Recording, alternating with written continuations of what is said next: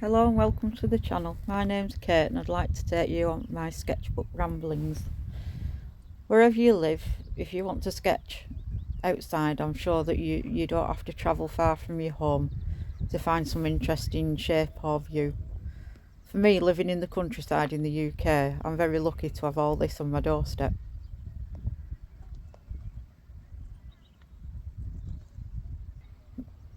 They say it's grim up north, but is it really? Today's sketchbook rambling, for this is what I'm going to be calling these, are outdoor sketchbook based walks that are an extension of my at-home sketchbook daily practice. I'm going to take you on a little walk with me. This is a video filmed over a couple of days, so it looks at both sides of the reservoir. This particular part was on Monday of last week, and I sat in the ruins that I will take you to shortly and had a lovely couple of hours sketching. I'll show you some of those sketches that I did. You might have seen the short that I did, which will be in the playlist that shows you my sketching station for that day.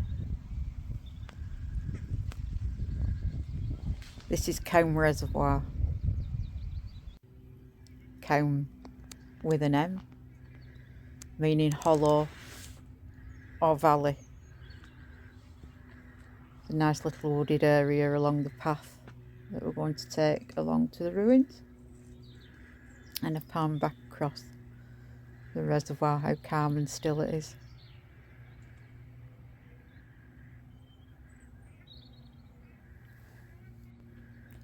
This reservoir was constructed in the 19th century to supplement Rochdale's water supply,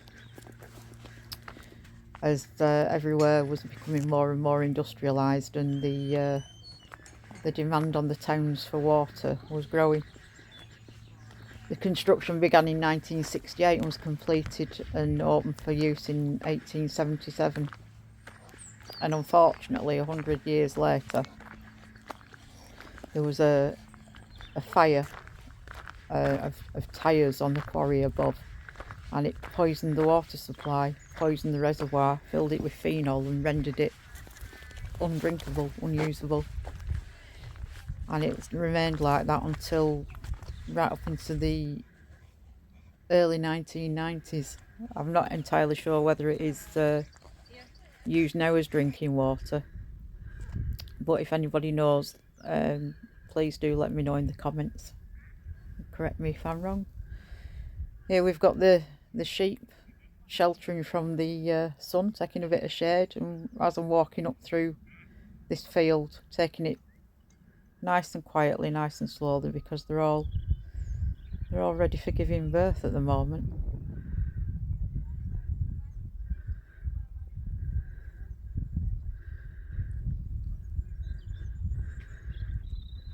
The reservoir still is used, and in the summer it's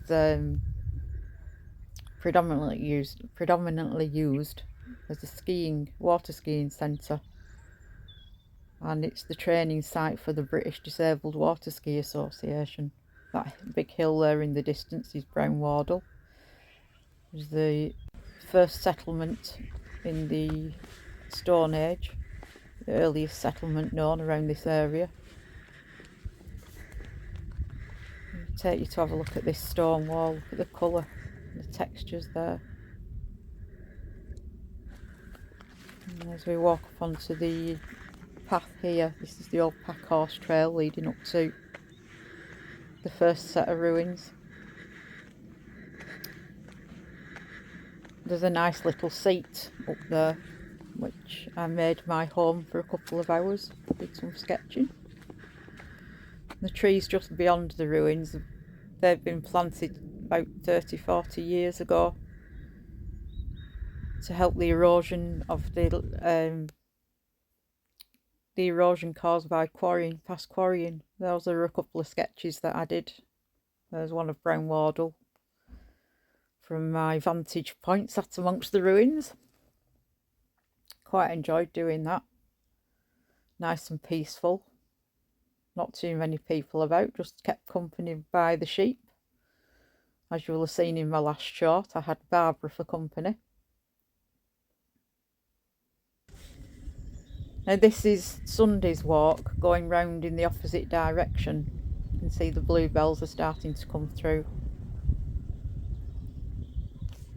This is the memorial forest of Cowm Reservoir in comparison to the one at the sailing place in Rosendale. It's more of a thin strip along this pathway, but still lovely nevertheless. As we start to look across the reservoir here, you can see over towards where the ruins are, and you can see all the trees that have been planted.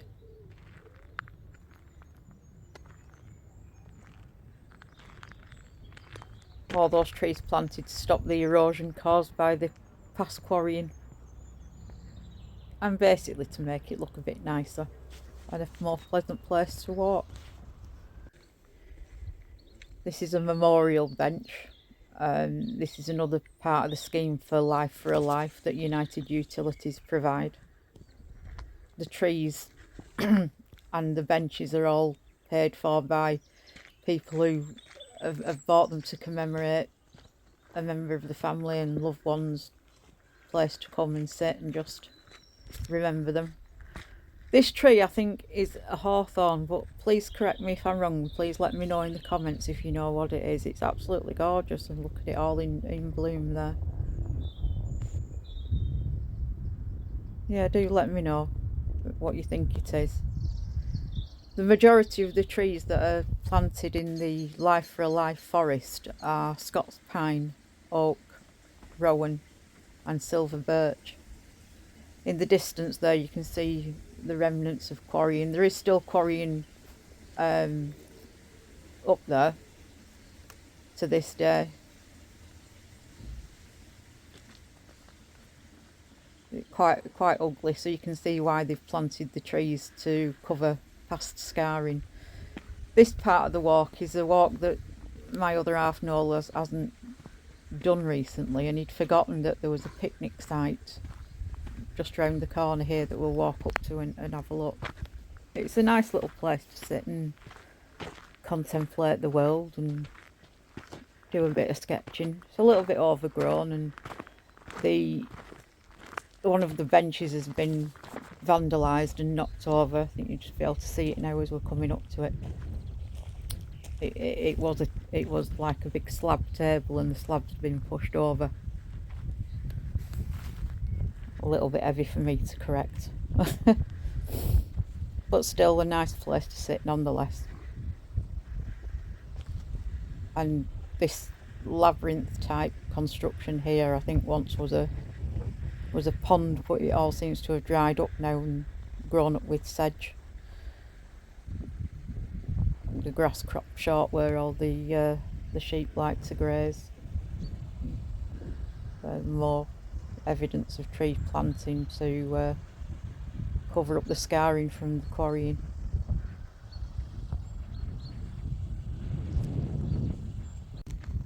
And this is a continuation of the walk, continuation of the pack horse trail.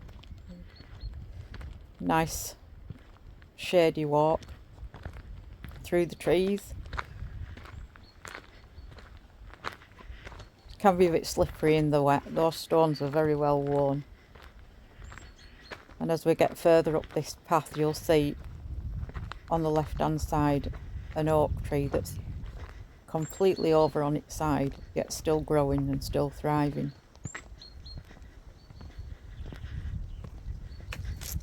The reason I do these walks and my daily drawing practice, there's the oak tree on its side, as I say, still thriving. Where there's a will, there's a way. Having a lean on the wall. Fortunately the wall's not gone over. It's just propping the tree up. Look at all the moss and the texture there.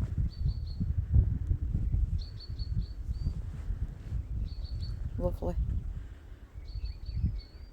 So yeah, the reason for these walks and my daily art practice are, it's my meditation. It's my way of calming the mind.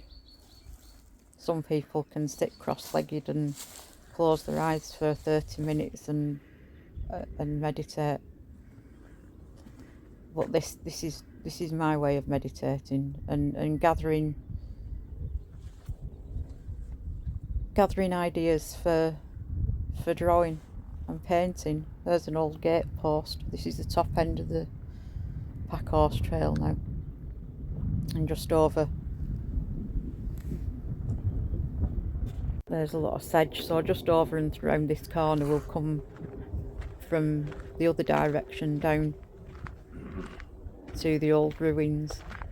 The old ruins were inhabited by farmers, quarry workers, and there was a weaving shed and spinning, and they kept animals here.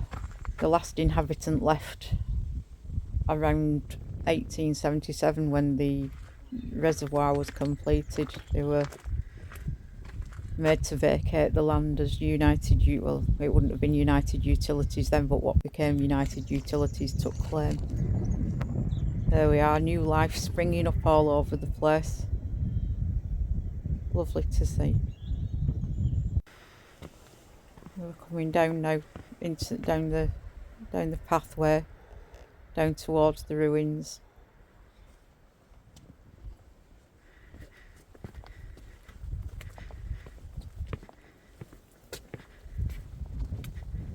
It's very slippery when wet coming down here. You have to be very careful and make sure you've got the right footwear on.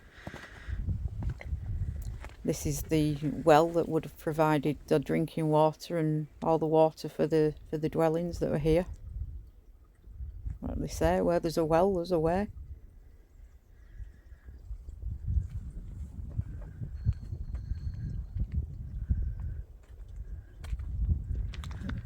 Another walk down into the